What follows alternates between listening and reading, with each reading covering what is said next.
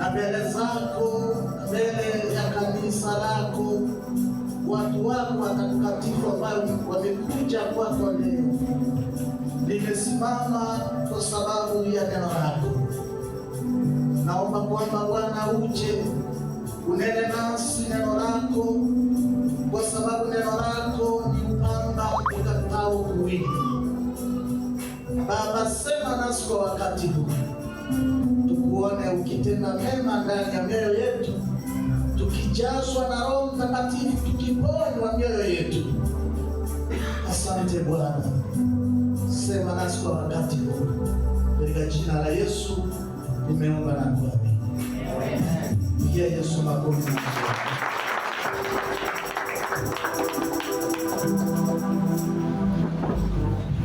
Kwa majina yangu mimi ni mchungaji Oyeyo James, na kwetu ni sehemu Samosocho kule Maganga,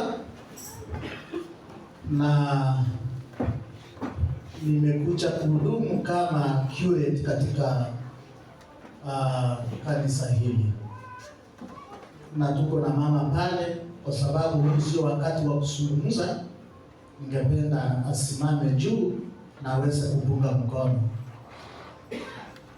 Amen, amen. Tupige Yesu makofi. Na bila kupoteza wakati, ningependa nikaweze kuingia katika neno la Bwana. Na neno la Bwana litatoka katika somo la kwanza.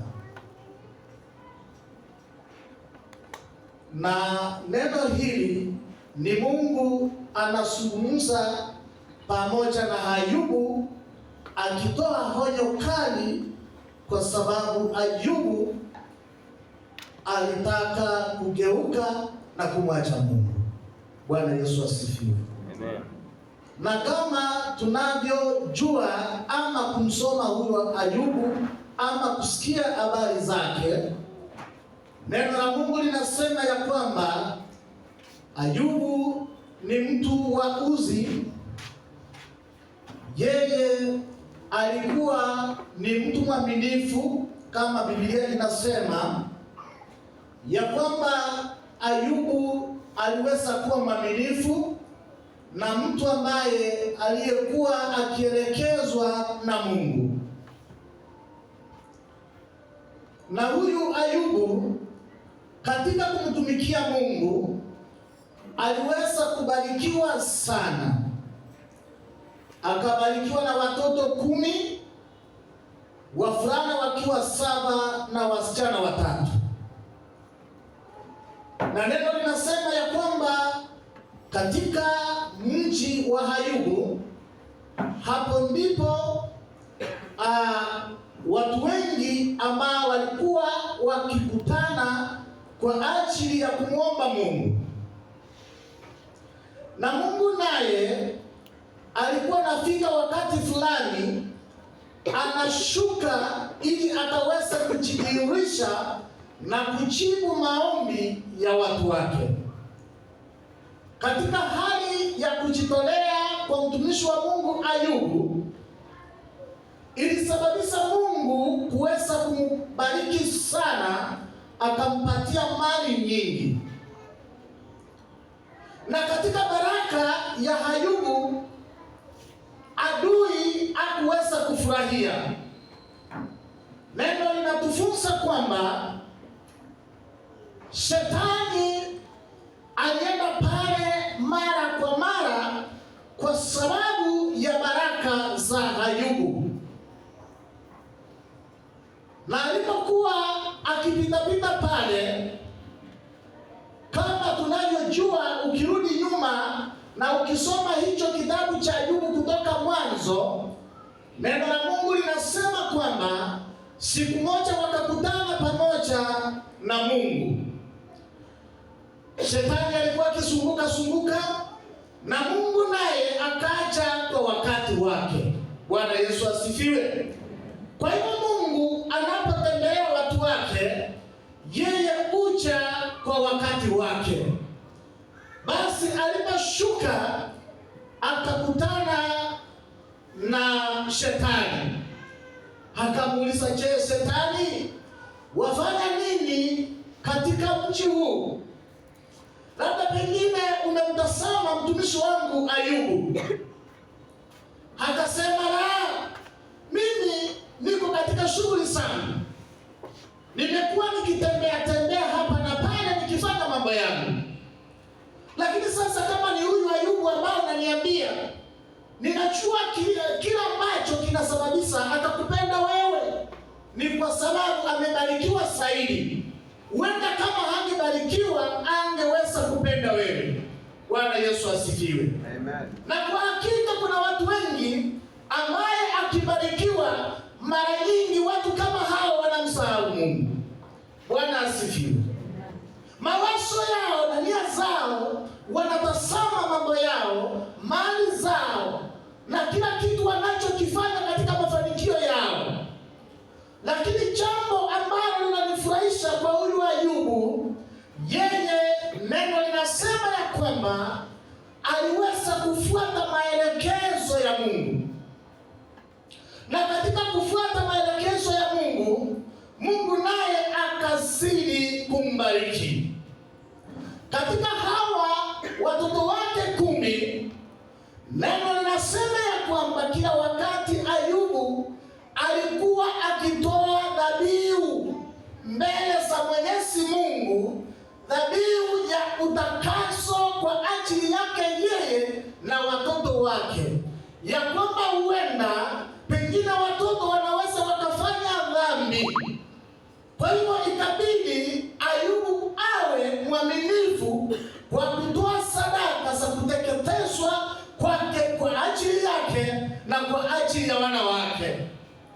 Sijui kama sisi Wakristo wakati wa kutoa tuko na sadaka ya familia. Je, tunapotoa sadaka ya familia tunawakumbuka watoto wetu ingali hata kama wamekuwa wakubwa?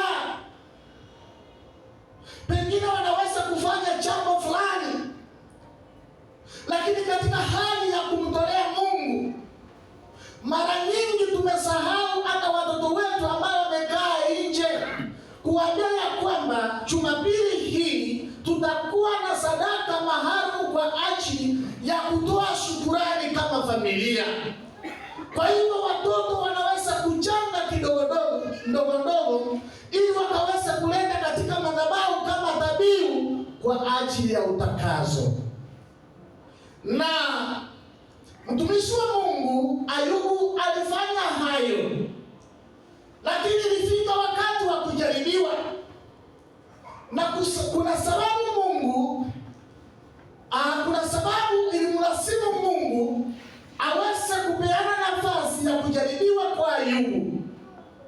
Ni kwamba jambo likitendeka katika maisha yetu, hapo ndipo mkono wa Bwana ulipo, kwa sababu katika mateso yetu Mungu anataka kujidhihirisha ili aweze kujipa utukufu yeye mwenyewe. Bwana Yesu asifiwe. Neno linasema ya kwamba mali zake zote Shetani akaguza. Neno linaendelea kusema kwamba watoto wake wote wakakufa. Wakabaki watu wangapi? Nataka nikwambie ya kwamba ni uchungu ulio wa namna gani kubarikiwa na watoto 10 na mali yote, vyote vikaweza kuangamia, na mpaki wewe na mke wako unatembea hata bila soksi, na bado unapaki kuwa mwaminifu mbele ya Mungu. Likawa jambo uzito. Mama anapoangalia Ayubu anakumbuka wale watoto. Mama anapoondoka nje kutazama mali yao hayaoni tena. Akarudi kwa mwanaume huyu akamtazama, ni nini ambacho hiki ameshikilia na hata haoni kwamba tumeangamia? Ayubu akiwa pale ni mtu wa kutolewa nje na kurudishwa kwa nyumba. Tena ikageuka ikawa mzigo kwa mke wake. Ngawa ni wawili wanasaidiana, hata kuongea katika nyumba, lakini tena imegeuka imekuwa mzigo, mpaka mama ameona ya kwamba ni yeye uondoke, hata nibaki mimi peke yangu kuliko kukuondoa nje na kukuleta ndani ya nyumba. Maana katika hali ya Ayubu ninapoitazama, huenda ikawa hata Hacha alikuwa anajiendea pale. Bwana Yesu asifiwe. Neno linasema kwamba Ayubu, watu wengi walikusanyika katika nyumba yake, na katika hali ya kusali na kumwomba Mungu watu waliweza kubarikiwa wengi. Lakini wakati wa mateso ya Ayubu hakuweza kuwaona tena. Lakini kulikuwa na wazee watatu na kijana mmoja ambaye jina lake ni Elihu, na hawa wazee ni Elivasi na Bilidadi na Sofari. Neno linasema ya kwamba siku moja waliposikia habari, marafiki wa mbali, Bwana Yesu asifiwe, sio watu wa kwenu, sio hata marafiki zako, sio hata mandugu zako, lakini marafiki wa wapi? Wa mbali. Wakapata habari ya kwamba Ayubu anapitia changamoto mingi. Wakaambiana kila mmoja, wakatoka makwao ili waende kuomba pamoja na yeye. Na neno linasema ya kwamba walipokaribia katika lango, wakamuona akiwa pale. Walipofungua macho yao vizuri, hata hawangeweza kumtambua. Bwana Yesu asifiwe. Nyama zilikuwa zimeisha, mifupa ilikuwa imetoka nje. Yeye kazi yake ni kulia usiku na mchana, akiwa pale katika mji wake. Neno linasema ya kwamba walianza kupiga mayowe wakiwa mbali. Bwana Yesu asifiwe. Wapendwa madaktari, hata kama mtu haongei, lakini bora anapumua, wao tayari wana matumaini ya kwamba atafanya nini. Lakini tazama sasa Ayubu, mpaka watu wanatoa sauti, wanapiga nduru, utasame maisha yake. Kumbuka kwamba yeye alikuwa mwaminifu, kumbuka kwamba alikuwa mtiifu, lakini sasa ni wakati wa majaribu. Haleluya. Neno linasema ya kwamba walipofika pale, wakalia wakijararua mavazi na kurusa vumbi kwenda juu katika vichwa vyao, kufika kwa Ayubu na kutazama yale ambayo alikuwa anapitia. Neno linasema ya kwamba walitulia kwa muda wa siku 7 bila kuongea. Bwana Yesu asifiwe. Lakini siku ya 7 Ayubu akafungua kinywa chake, akaanza kurahani juu ya kusaliwa kwake. Alipotazama machungu yake, akawa na kiu, akatamani kufa, mpaka akasema ya kwamba siku yangu ya kusaliwa ni heri iwe giza. Hata katika usiku ule ambaye ilisemekana ya kwamba mtoto mwanaume atatungishwa katika mimba, isiweze isaulike kabisa machoni pa Bwana, akalia akasema ya kwamba kwa nini wenye dhambi wako vizuri? Kwa nini mimi mwenye haki niwe hivi? Ni heri nikaweze kuondoka sasa. Neno linasema ya kwamba marafiki wakajaribu kumupatia mawaidha. Bwana Yesu asifiwe. Sasa nataka tujiulize mimi na wewe, majaribu ya Ayubu hayataweza kulingana na majaribu yangu. Majaribu yangu hayataweza kulingana na yako, lakini yote ni majaribu yakiwa makali, yanatupitisha katika maumivu. Bwana Yesu asifiwe. Ukiwa katika hali hiyo, je, una mawaidha gani kutoka kwa marafiki zako? Wale ambao unaoomba na wao wanakushauri nini? Bwana Yesu asifiwe. Wamekutembelea mara ngapi? wanakusema pale kazini, wanakuongea pale kwa mashamba, wanasema mambo mengi kukuhusu, kwa sababu wakati wa baraka ya Ayubu, wenda wengine walipokuwa wakienda kumwabudu Mungu, wengine walikuwa wamechukizwa kwa sababu Ayubu aliinuliwa zaidi. Haleluya! Bwana Yesu asifiwe. Adui hawezi kufurahia na maisha yako. Bwana Yesu asifiwe. Hakuna kitu kibaya kama adui. Bwana Yesu asifiwe.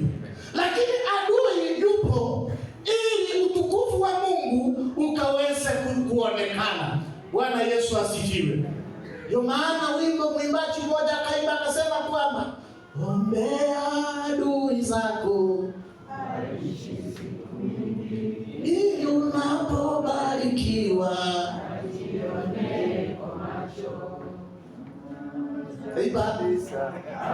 Kabla hajaona baraka ambazo Mungu ameweka mbele. Pigia Yesu makofi mazuri. Nataka nikwambie kuna watu wengi wametamani kutembea ikiwa wameketi, lakini imeshindikana. Lakini wewe Mungu amekufunulia neema. Haleluya. Kuna watu wengi wanatafuta riziki. Kuna watu wengi wanatamani kusomesha watoto, lakini wewe umepata neema. Bwana Yesu asifiwe. Na kitu ambacho unafaa kukumbuka zaidi, usifikirie adui atafurahia. Hata kama wanacheka, ni kwa sababu ya kile ambacho unawasaidia. Wanacheka wakati umewawekea chakula katika meza, umewaandalia vizuri. Lakini kisha ukitoka na kuambia, ndio maana mwimbaji akasema tuwaombee hao kabisa mpaka watasome ule wakati baraka ya Mungu itafanya nini? Bwana Yesu asifiwe. Marafiki za Ayubu wakajaribu hapa na pale, lakini Ayubu akakataa, akasema kwamba nimetamani hata kifo. Kwa sababu Ayubu alikuwa mtumishi wa Mungu, hawa wazee walimuogopa kwa sababu yeye ni mtumishi wa Mungu. Mara nyingi watumishi wa Mungu wao wanaogopa wakati mwingine kuambiwa, wakanyamaza. Lakini nataka nimshukuru Mungu kwa sababu ya kijana mmoja ambaye anaitwa Eliu. Alisimama na ni kijana ambaye alikuwa amejazwa na Roho Mtakatifu. Akauliza wazee, nimekimya tangu mwingie hapa kwa muda wa siku 7 mkiomba usiku na mchana na kushauri, tukitarajia kuona mafanikio katika mtumishi wa Mungu, na hakika sijaona lolote. Na imefika mahali sasa mmetulia na kumtazama. Kumbe nilikuwa ninafikiria wazee wakubwa wa miaka mingi wenda wanaweza kuwa na roho wa Mungu wa kuweza kutatua kesi kama hii. Sijasema vibaya kwa wale wa miaka mingi, mnisamehe. Neno linasema hiyo, alisema kwamba mimi nilitulia kwa sababu miaka yangu ni midogo. Niweza kunyamaza kwa sababu umri wangu ni mdogo. Niliweza kutulia nikiheshimu wazee, nikajua ya kwamba sasa maneno imetulia. Bwana Yesu asifiwe. Kuna mzee niseme kama kwenda huko kwetu Kasiao, sio kutatua shida za vijana, bali ni kusema ya kwamba amepita kwenda university, huyu hata soma. Bwana Yesu asifiwe. Ameoa, huyu hata ishi. Kuna wamama pale wanasema ya kwamba umeoleka hapa hutaishi. Ameleta wangapi? Bwana Yesu asifiwe. Sasa huyu kijana Eliu akasimama katika roho wa Bwana, akasema ya kwamba yuko roho wa Mungu ambaye akishuka hata uwe katika umri wa namna gani, unaanza kutapili. Bwana Yesu asifiwe. Aliposimama kwa shida ya kiroho, ilisababisha Mungu ashuke. Bwana Yesu asifiwe. Mara nyingi tukiomba inasababisha Mungu afanye nini? Ashuke. Wakati Mungu alishuka, ndipo sasa akaanza kuzungumza na Ayubu.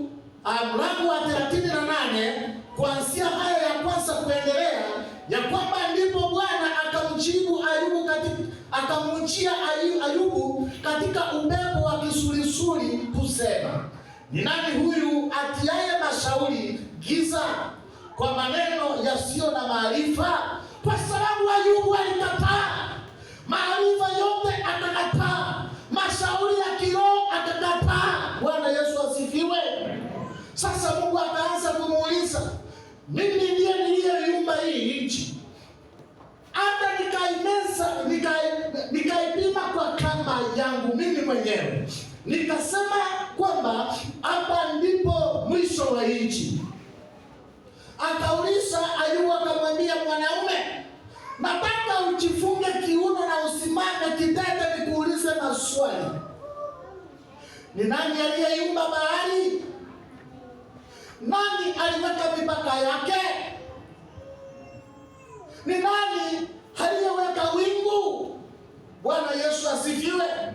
Mungu wetu yeye ndiye aliyeamuru ya kwamba iwe hivyo, ya kwamba hakuna jambo lolote ambalo litaweza kumshinda. Bwana Yesu asifiwe. Inamaanisha ya kwamba Ayubu badala ya kutazama mali zake angetazama mbinguni. Ayubu badala ya kutazama mambo mengi kutoka kwa marafiki zake angetazama wapi? Kwa sababu Mungu wetu yeye ndiye aliyetuumba, yeye ndiye aliyefanya vyote, na tena tukimrudia Mungu naye ataturudia. Bwana Yesu asifiwe. Ikawa furaha kwa sababu ya huyu kijana Eliu, ya kwamba aliwaambia wazee, hamuna jawabu lolote. Kitu ambacho kinaweza kumsaidia huyu Ayubu ni kumwelekeza na kumpeleka mbele ya Mwenyezi Mungu, na Mungu atakapomshukia Ayubu atatubu. Bwana Yesu asifiwe. Nilifurahia waliponiambia twende nyumbani mwa Baba. Imba tunafurahi. Jamani, nimefurahia waliponiambia twende nyumbani mwa Baba. Nilifurahi waliponiambia twende nyumbani mwa Baba.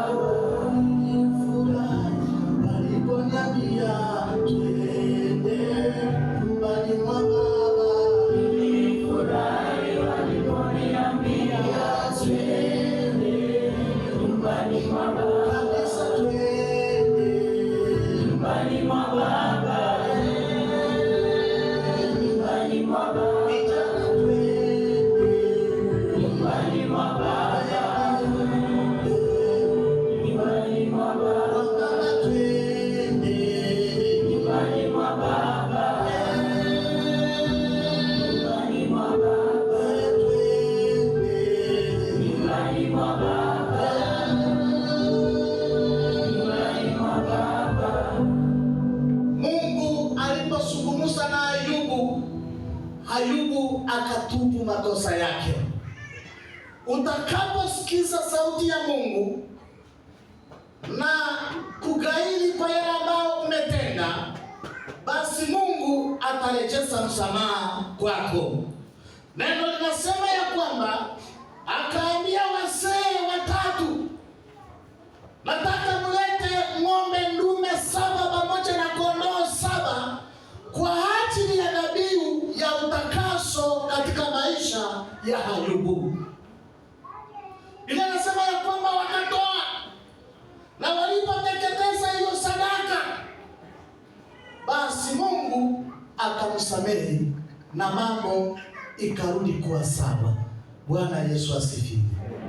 Nataka niseme nini juu ya somo hili katika siku ya leo? Huenda kuna wakati ambao mambo itabadilika katika maisha yako, kwa sababu hata Ayubu huyu naye alikuwa mwanadamu wa kawaida ambaye aliyetoka mbali katika baraka zake, lakini kujikuta katika hali ya ukiwa ilikuwa uchungu mkali sana. Lakini neno linasema ya kwamba wakati alisikia sauti ya Mungu na akatambua ya kwamba Mungu ndiye aliyemuumba, Mungu ndiye aliyeumba bahari, yeye ndiye aliyeumba nchi. Akasema ya kwamba Mungu, nimefunika uso wangu, naomba kwamba nilikuwa nikiongea, mimi ni mtu ambaye sijui mwelekeo, naomba kwamba Mungu unisamehe. Na neno linasema ya kwamba Mungu akamsamehe. Kwa wakati huu Mungu anahitaji maisha yetu. Huenda ikawa majaribu yako sio kama ya Ayubu, huenda ikawa yangu sio kama yako, na neno la Mungu ni upanga ukatao kuwili. Sababu upanga huu ukata kuwili, linakata mbele na linakata nyuma, linakata kwa washirika na linakata kwa wachungaji. Bwana Yesu asifiwe. Sisi wote kama wanadamu, neno linatufunza kuvumilia, neno linatufunza kutii, neno linatufunza kuitikia na kunyenyekea kwa njia ya kuomba msamaha. Na tusimame juu. Nataka niimbe wimbo wa kuabudu, naomba kwamba unipatie kii. Nikiwa nawe Mungu wangu, nikiwa nawe nitashinda. Nikiwa nawe ndani yangu, nikiwa nawe sitatetereka. Nikiwa nawe ndani yangu, nikiwa nawe nitashinda. Nikiwa nawe ndani yangu, nikiwa nawe nitashinda.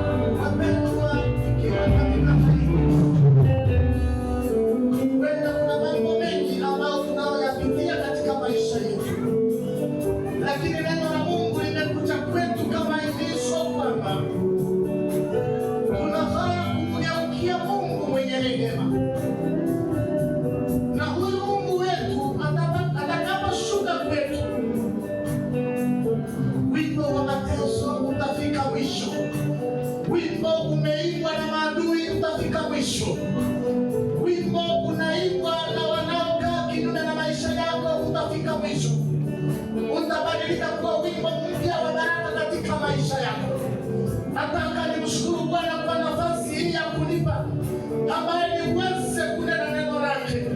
Baba, ninakuinua mbele ya watu wako, kwa sababu kwa wakati wako Jehova unarejeza, kwa wakati wako Jehova unasamehe. Mbele zako Jehova naomba kwamba ubariki watu wako, naomba kwamba uonekanie watu wako Jehova jire wanaopitia shida mbalimbali, waliona ukiwa, walio wagonjwa, wanaotafuta kazi, wanaohangaika hapa na pale. Yesu mwana wa Mungu, tabaraki maisha yao mchana wa leo, tabaraki kila maisha ya kila mmoja mchana wa leo. Asante Bwana, nasi kama wachungaji Baba, mbele zako kama mtumishi wako Ayubu, pengine tumepitia majanga mengi, lakini Mungu wa rehema nyingi, ili nasi tuone ufalme wako. Naomba msamaha Jehova. Asante kanisa, asante Bwana.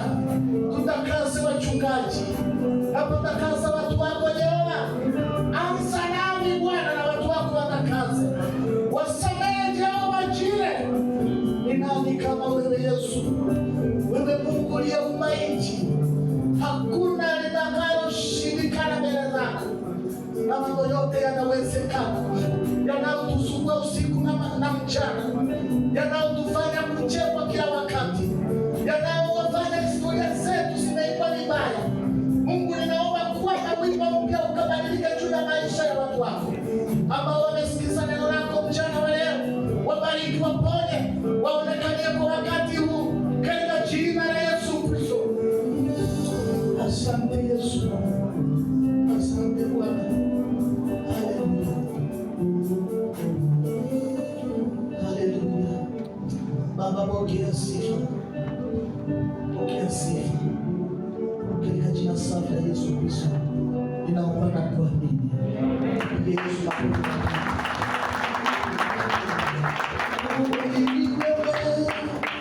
ni wewe Bwana, ni wewe, ni wewe Bwana, ni wewe, ni wewe Bwana, ni wewe, ni wewe Bwana, ni wewe Mungu wa mbinguni, ni wewe, ni wewe Bwana, ni wewe, ni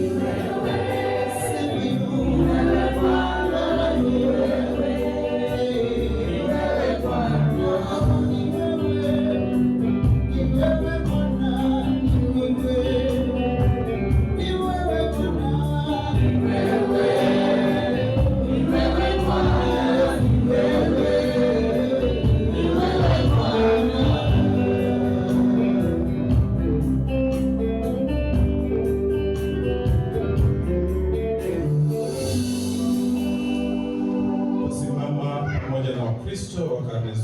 Duniani kote kuikiri imani yetu kwa maneno ya imani ya mitume.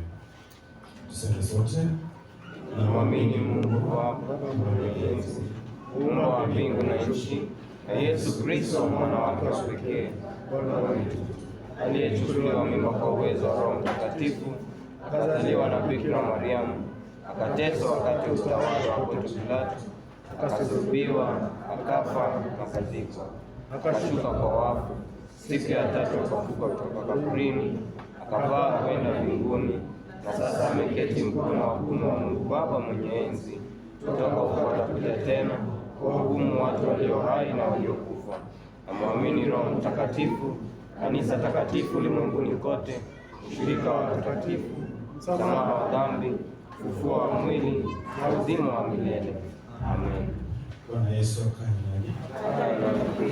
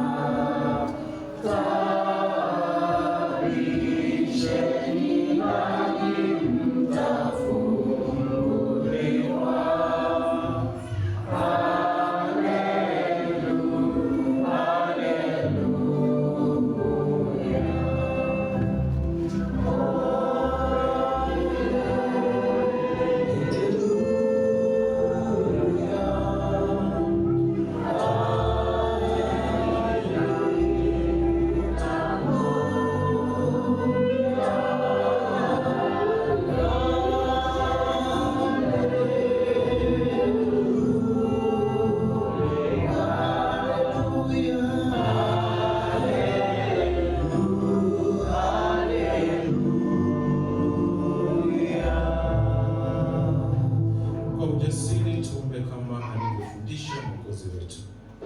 Baba yetu uliye mbinguni, jina lako litukuzwe, ufalme wako uje, utakalo lifanyike duniani kama mbinguni. Tupe leo chakula chetu cha kila siku, tusamehe makosa yetu kama sisi tunavyosamehe waliotukosea, usitutie majaribuni, lakini tuokoe na yule mwovu. Kwa kuwa ufalme ni wako na nguvu na utukufu hata milele. Amen. Ee Bwana, utuonyeshe rehema zako. Tupe wokovu wako. Ee Bwana, umuongoze rais wetu. Umpe hekima na haki yako. Wahudumu wako watutumikie kwa uaminifu. Na wateule wako kwa furaha. Katika bonde la giza kuu, gongo lako na fimbo yako vyatulia. kama miti iliyo kando kando ya maji. Tupe tunda la Roho wako Mtakatifu. Tujalie tuwe chumvi ya dunia, kama nuru ya ulimwengu. utukufu wako ujaze dunia yote, kama maji yanapojaza bahari. Sala ya siku katika vitakatifu vyetu, na tusome pamoja. Mwenyezi Mungu, mara nyingi tunafundishwa na nguvu ya maisha, nasi tunashikwa na uoga na taabu. Tufungue ili tuweze kufahamu kwamba mkono wako na uwezo wako uko juu yetu. Basi tukiamini katika nguvu zako kazi ndani yetu, na kuomba tujalie amani ipitayo fahamu zote, utawale mioyoni mwetu milele. Amen. Kutumaini sina ila damu ya Yesu.